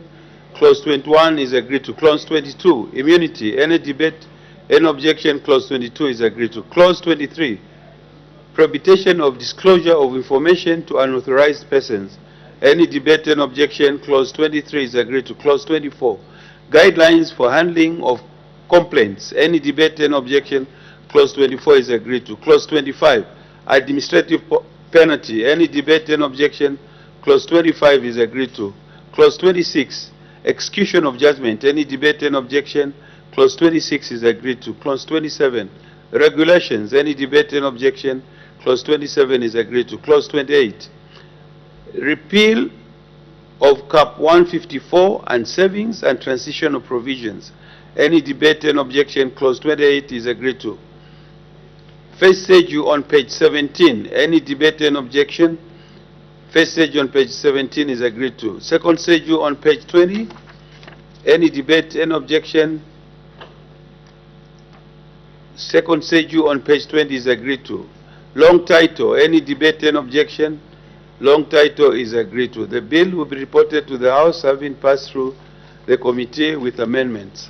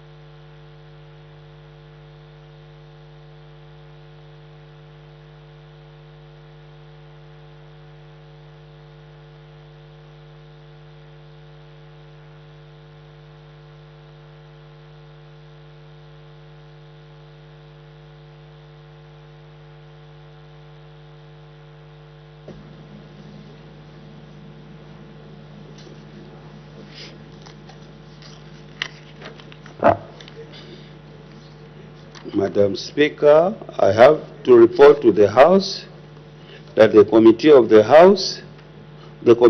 Whole House has considered the Independent Broadcast Authority Bill, National Assembly Bill number 27 of 2025, and has made progress and takes leave to sit again.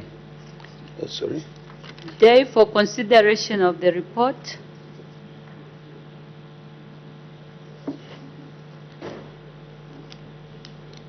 The Honorable Minister. Day for consideration of the report. Tomorrow, Madam Speaker. Consideration of the report to be taken tomorrow. Next order.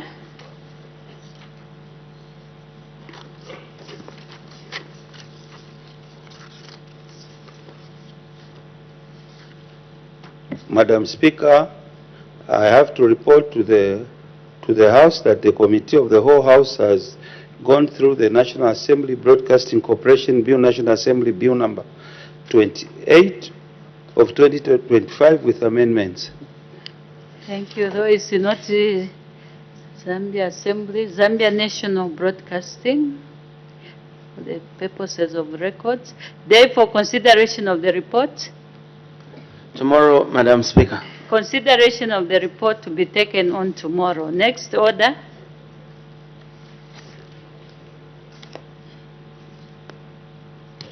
The Occupational Health and Safety Bill, National Assembly Bill number 17 of 2025. Third reading. The Honorable Minister of Labor and Social Security. The Honorable Minister.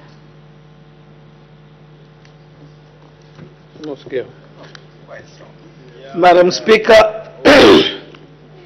I beg to move that the bill be now read the third time. The question is that the bill be now read the third time. Any debate, any objection?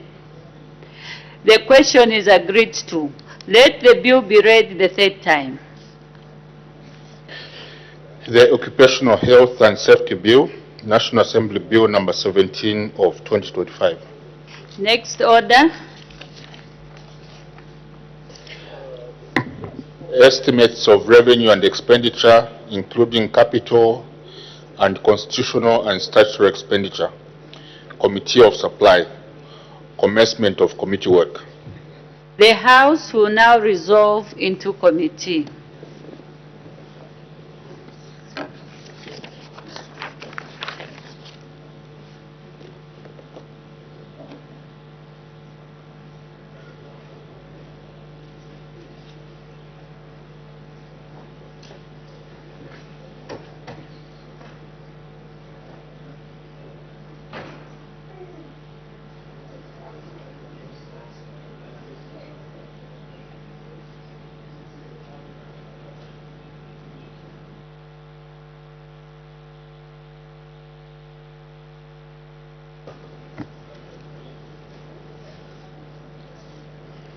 estimates of revenue and expenditure. Government of the Republic of Zambia, estimates of revenue and expenditure for the year 1st January 2026 to 31st December 2026. Head 01, Office of the President, State House, the Acting Leader of Government Business.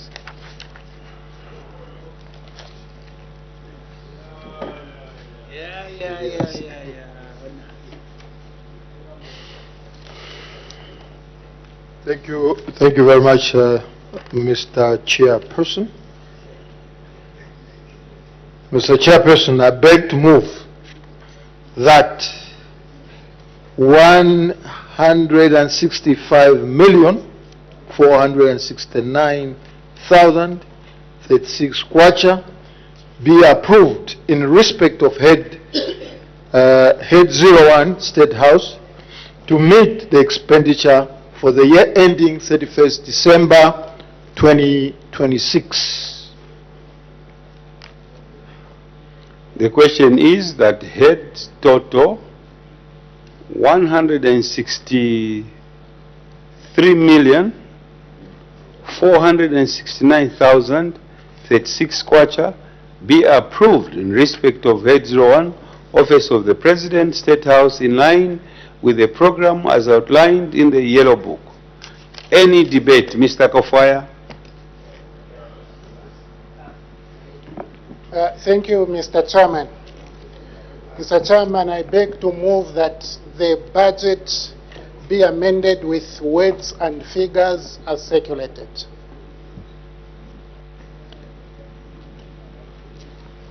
The question is that head total 163,469,036 kwacha in respect of head 01, Office of the President, State House, in line with the programs outlined in the Yellow Book, be amended with words circulated.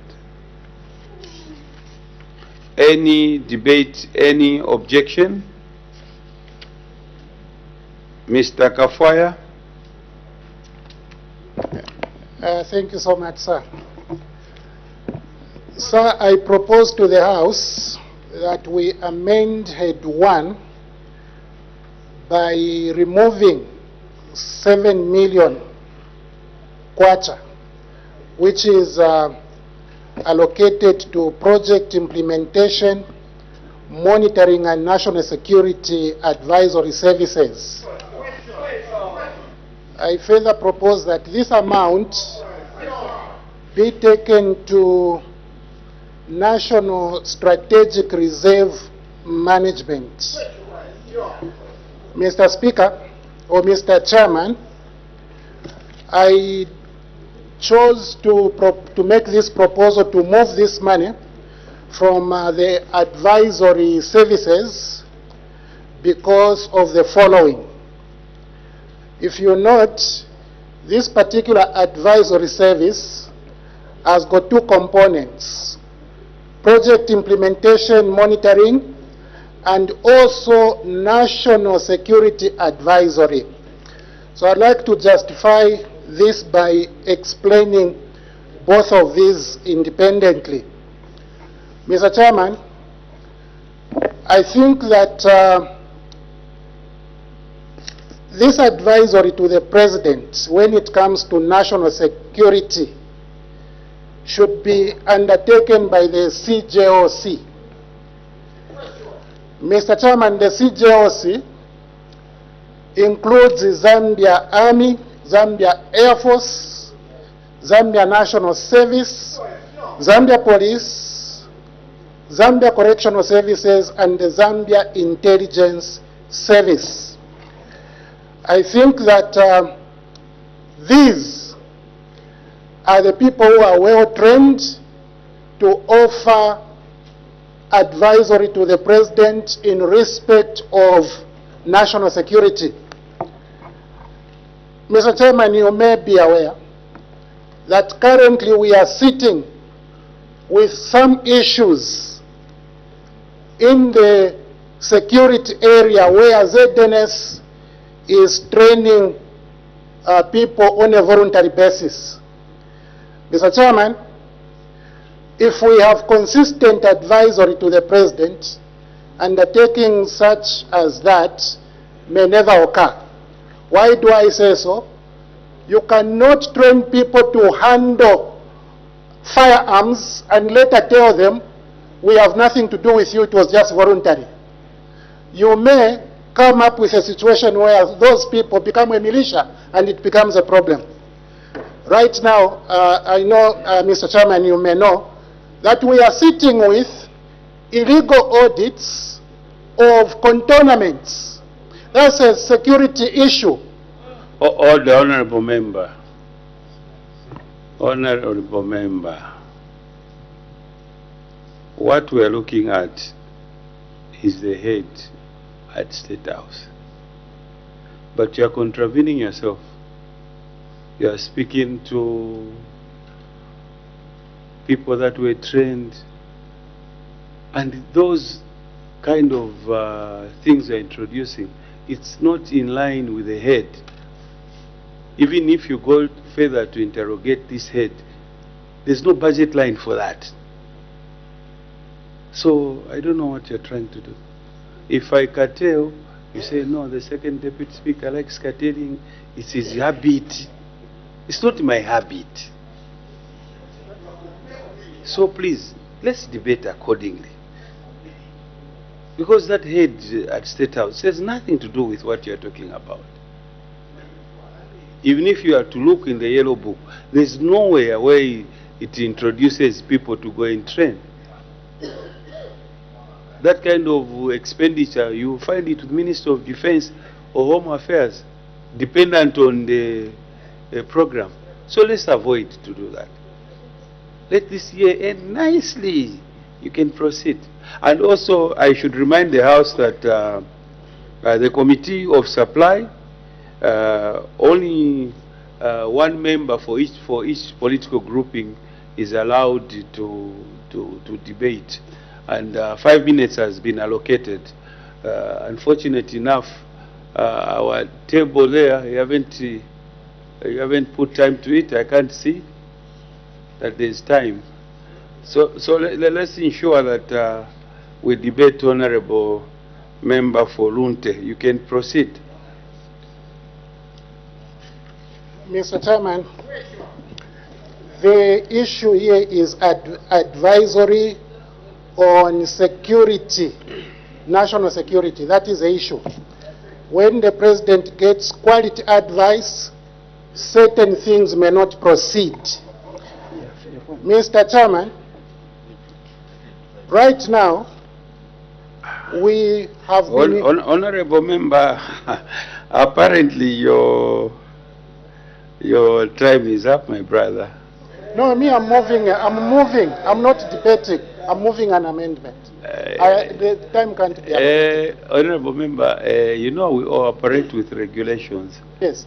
I'm just here to enforce those regulations, that there's some adherence to it. So it's 5 minutes, and the acting leader of government business to respond to that. Thank you very much, Mr. Chairperson. The proposal for variation by Honorable Kafwaya, sorry, the problem is Kafwaya somewhere. The chief, yes. Kafwaya. From head 01 to head 89, much as it's desirable to move the amount of money that has been proposed by he himself to FRA. Yes, FRA, that's agriculture. In order to boost agriculture,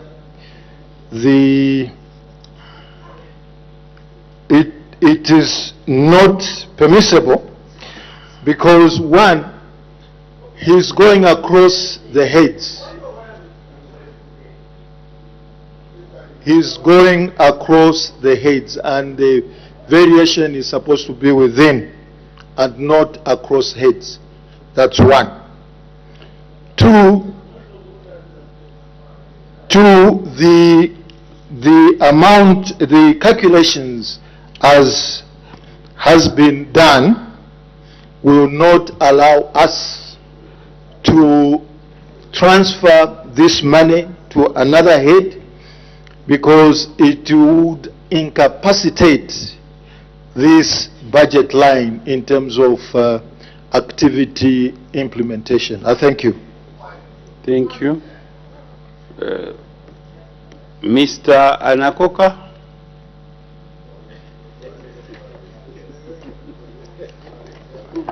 Thank you very much, Mr. Speaker. Mr. Chairman,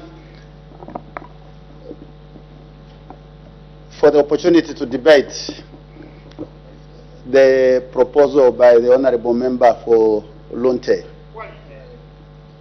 Madam Speaker, Mr. Chairman, my sincere apologies. Mr. Chairman, the proposed amendment by my colleague is one that we do not support. Mr. Chairman, Order, there's a point of order. Mr. Chairperson, the point of order I'm raising is procedural. The essence of this session is for us to raise points of clarification with figures and anything that has to do with budget lines. And the only people who are mandated to respond are those people in the front bench. Are the ones who have already mandated to respond. How is the honorable member backbencher helping the minister who has already responded to the issue which was raised by another backbencher? I wish to seek for your serious guidance on this. Thank you very much, honorable member. The honorable member, Mr. Nakoka, is obliged to debate just like you are, and is in line of thought. He can put his ideas together, and maybe as he tries to do that, he may touch on maybe the immediate past speaker. So we should have given him enough time to speak. But he is also a member of this House, and is mandated as such to speak. So we didn't hear him. Even before he proceeded, you interjected. So let's allow him to speak. May the honorable member continue.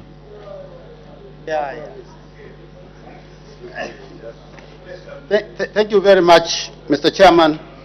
Mr. Chairman, I was about to continue and indicate that we do not support the proposed amendment by the honorable member for Lunte, because it is not grounded in serious analysis and understanding of what head 3425 is supposed to deliver, specifically sub-program 005. Mr. Chairman, project implementation and monitoring and national security advisory services is an extremely important and highly specialized support system that's made available to the presidents. And it is not in any way to be confused with the functions that are performed by the Army, Zambia National Service, even the state security services. That's conflating of issues. Mr. Chairman, the proposal is not even to reduce, but to completely delete that service from head 001. And that means basically to delete the opportunity for the presidency to be availed this important support service. And for that reason, Mr. Speaker, Mr. Chairman, we do not support the proposal. Mr. Chairman, let me also take this opportunity to indicate to my colleague that in his misunderstanding of what this head and sub-program is actually talking about, he then brought in and made an accusation that ZNS is currently training people on how to handle guns who will then be let to go scot-free. Mr. Chairman, as far as the country knows, the current voluntary training that is being undertaken by ZNS is in skills, kind of skills that are meant to enable these young people to get back to their homes and be able to make a sustenance for themselves. So they are being skilled in agriculture methods, they are being given skills in processing methods, and many other necessary skills that are important for their individual survival. So the suggestion that this is an army that is being trained, that has the potential to go and become a militia, Mr. Chairman, is not only misleading, but it's mischievous. So, Mr. Chairman, given that my colleague was only indicating that this service should be eliminated from the... Thank you very much, Mr. Chairman. With these few words, Mr. Chairman, would like to say that we do not support that proposed amendment by the honourable member. Thank you. The acting leader of government business.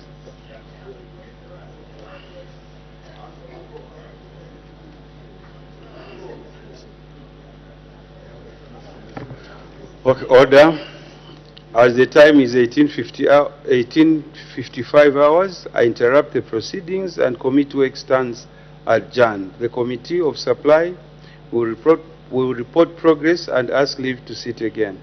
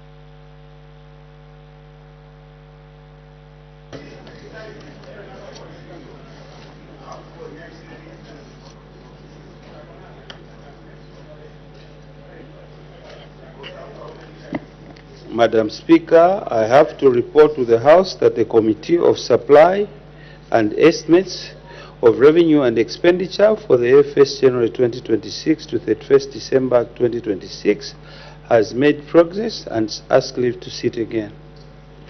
Day for resumption of committee work.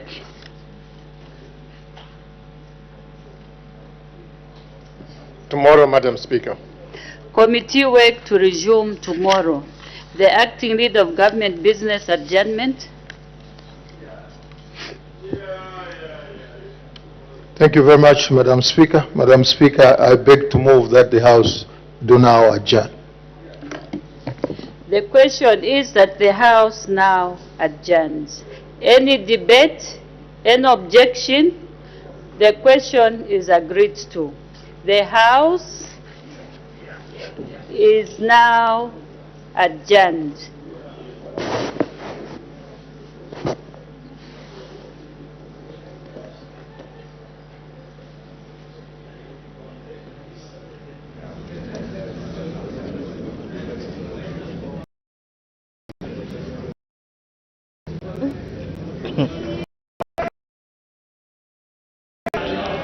Good evening, and thank you so much for staying with us on Parliament Television.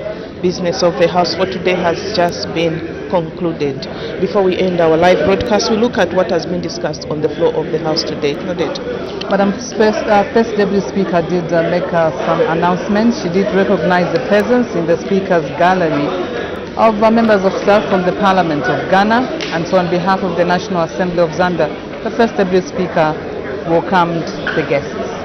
And in the second announcement, the Honourable First Deputy Speaker reminded the members of Parliament that an initiative of the Office of the Speaker in 2023 was hatched, and that the National Assembly started to recognize and award outstanding members of Parliament on an annual basis. And this initiative seeks to honor members of Parliament who have demonstrated exemplary performance in their constituencies, in Parliament and in the service of the nation at large. And similarly, and as announced on Tuesday 25th November 2025, she further reminded the House that the annual Parliamentary Awards presentation will be held on Wednesday 3rd December 2025 alongside the annual general meeting of the Commonwealth Parliamentary Association CPA Zambia branch.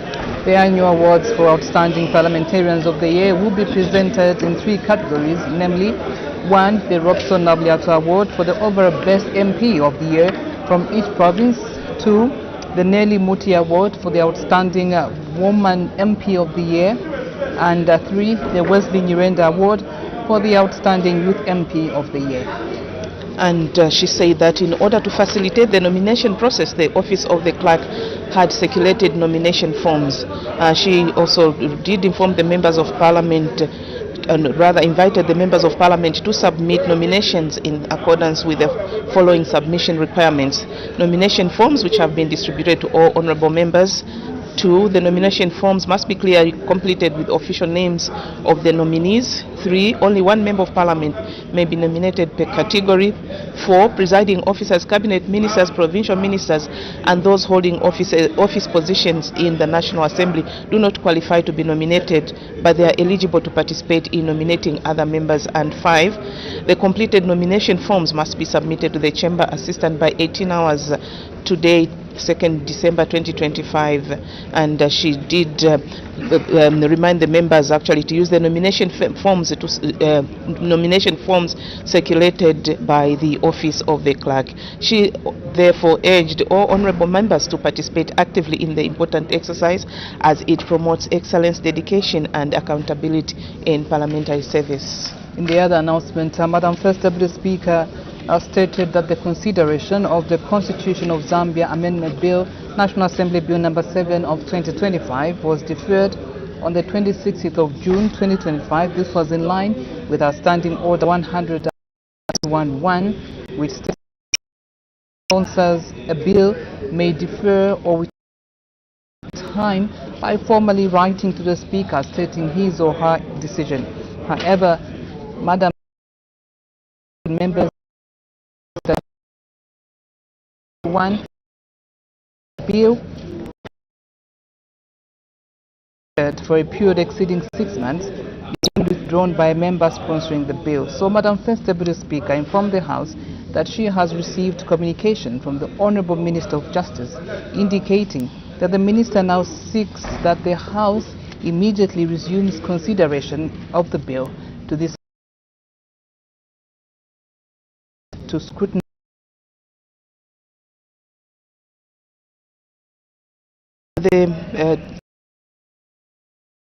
the statement that was rendered by leader of government business in the House, and this was he did give an update on the national voter registration exercise. And in this statement, the minister did inform the House that on 13th October 2025, the Electoral Commission of Zambia embarked on a mass registration voters exercise meant to cover all the 12,152 polling stations across the country that were being used as registration centers. He said that the Commission's objective was to maintain an accurate and updated register of voters through the following: 1. Registration registering the first-time voters who had attained the age of 18. 2. Updating the registration arising from transfers to new polling stations. 3. Replacement of lost and defaced damaged cards. And 4. Removal of deceased voters from the register. The minister did say that the commission targeted to capture an estimated 3.5 million eligible voters, and in line with Section 20 of the Electoral Process Act number 35 of 2026, the commission set 30th April 2026 as the cutoff date for the eligible citizens to register as voters. He did say that the cutoff date meant that everyone who would attain the age of 18 or older or before the cutoff date was allowed to register as a voter during the 2025 mass registration voter exercise. The minister did say that the registration of voters exercise initially ran for a period of 30 days from 13th October 2025 to 11th November 2025. So during the period, the Commission did note the concerns that were raised by the public, particularly on publicity and sensitization for the exercise. So in response to the public concerns, the Commission enhanced publicity and sensitization by conducting door-to-door campaigns, mobile publicity using megaphones in collaboration with the Zambia News and Information Services, public address announcements on community radio stations, public and private media in major local languages. And the minister further said that the commission deployed additional interventions such as bulk SMS messages and to mobile phone subscribers with support from the Zambia Information and Communication Technology Authority, ZICTA. He did say that in its quest to capture as many citizens as possible and in response to the stakeholder request for an extension on the commission of the commission did on 11th November 2025 extend the registration period from 12th to 26th November 2025. He said that during this extension period, the commission increased accessibility to registration centers by deploying registration officers at high traffic and convenient locations. He added that to this effect, and among several other interventions, the commission partnered with ShopRite and other chain stores across the country for their outlets to serve as voter registration points during the 15 days extension period. The mass registration of voter exercise came to an end on Saturday, the 29th of November 2025, and the Commission did witness citizens turning up to register as voters in large numbers on the last day, and the Commission is now consolidating the registration records from across the country. And the minister did inform the House that the commission registered a total number of 1,637,910 updates, and these updates arose from transfers from one polling station to another, replacements and lost and defaced as well as damaged voters' cards, and removal of deceased voters from the register of voters. The updates were given in the House. So during this period, the exercise encountered a number of operational and technical challenges which affected the exercise. These include legacy systems, airtime expenses, record access failure, poor network connectivity, disparity in centers, geographical terrain, and delayed funding, among others. And he did say that going forward, government was going to address these challenges and improve future registration exercise.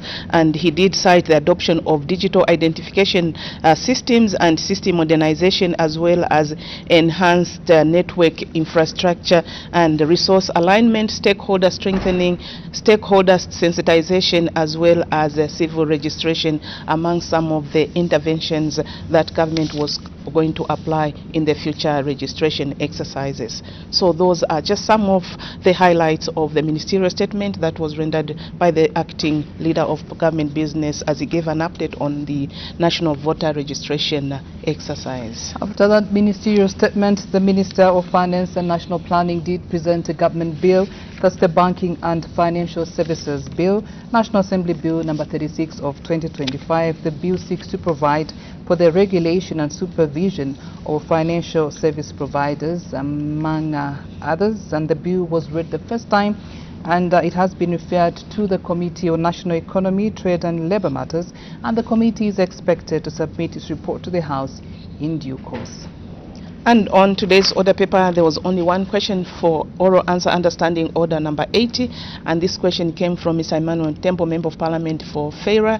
He directed his question to the Minister of Infrastructure, Housing and Urban Development. Part A, he wanted to know when the National Housing Policy was issued by government. Part B of the question, when the policy will be revised, and Part C, what the housing deficit in the country was as of July 2025. And in response to this question, the Minister did inform the House that the National Housing Policy was issued by government in 1996, and it was later revised in 2020, and this was to cover the period 2020 to 2025.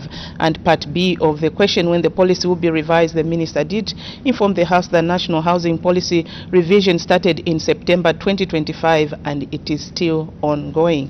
And Part C, when what the housing deficit in the country was as of July 2025, the Minister informed the House that the housing deficit in the country will only be known when the Housing and Characteristics Report is released. After consideration of that one question for answer understanding order number 80, there was consideration of some government bills at different stages. The first bill to be considered at a second reading stage was the Income Tax Bill, National Assembly Bill number 19 of 2025. The bill was read the second time, and a committee stage that is expected to take place on Wednesday, 10th December 2025. The House also considered the Customs and Excise Amendment Bill number 2, National Assembly Bill number 20 of 2025, which was considered at the second reading stage. Committee stage will be taken tomorrow the committee stage will be taken on Wednesday, 10th December 2025. The other bill that was considered at second reading stage was the Value Added Tax Bill, National Assembly Bill number 21 of 2021. It was read the second time, and committee stage is equally expected to be taken on Wednesday, 10th December. The House also considered the Independent Broadcasting Authority, National Assembly Bill number 27 of 2025, considered at committee stage, and also the Zambia National Broadcasting Corporation Bill, National Assembly Bill number 28 of 2025, also considered at committee stage. So report stage for the two bills will be taken tomorrow, 3rd December 2025. The last bill that was considered today was the Occupational Health and Safety Bill. It was read the third time. So those are the bills that were considered today. Yes, after consideration of the bill, the House resolved into the Committee of Supply, and commencement of committee work resumed today to rather look at the estimates of revenue and expenditure, including capital and constitutional as well as statutory expenditure for the year 2026. And at the time business was interrupted, the House was considering Head 01, which is State House, and the business was interrupted at the time this head was being considered. We expect that business, when it resumes tomorrow at 14:30 hours, resumes with consideration of this head. So that is what has been considered on the floor of the House today, 2nd December 2025. Join us again tomorrow as we leave you this evening, and wishing you a lovely evening. Goodbye.